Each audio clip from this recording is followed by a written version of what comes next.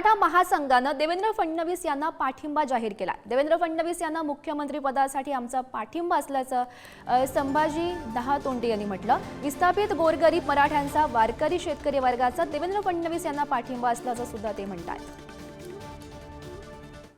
Sir, महाराष्ट्राचा मुख्यमंत्री कोण होईल तुम्हाला काय वाटतं?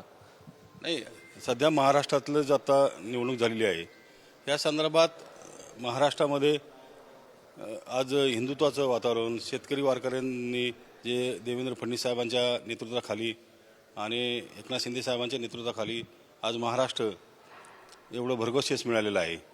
आणि आम्हाला सगळ्याला, सर्वसामान्य माणसाला, शेतकऱ्यांना, वारकऱ्यांना असं वाटतं की देवेंद्र फडणवीस साहेब मुख्यमंत्री झाले पाहिजेत। मराठा महासंघाचा देवेंद्र फडणवीस यांच्या नावाला पाठिंबा आहे 100%।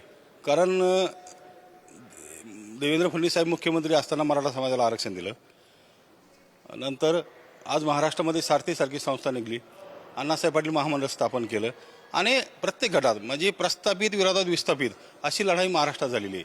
90% मराठा समाजाचा देवेंद्र फडणवीस साहेबांना पाठिंबा आहे। 10% जे कारखानदार मराठा समाज आहे तर त्यांनी त्यांनी आरक्षणासंदर्भात जे आता मधलं आंदोलन झालं त्या संदर्भात त्यांनी देवेंद्र फडणवीस साहेबांना विरोध केला होता।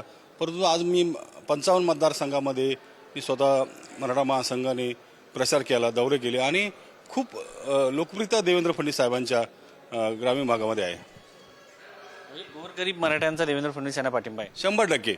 आज तर माझं तर म्हणणं आहे, प्रस्थापित मराठे सोडले ना तर विस्थापित सर्व मराठे देवेंद्र फडणवीस साहेबांच्या, मराठा समाज देवेंद्र फडणवीस बाजूने आहेत। कॅमेरामन अनिल सह शिवाजी काळे, पुढारी न्यूज, दिल्ली।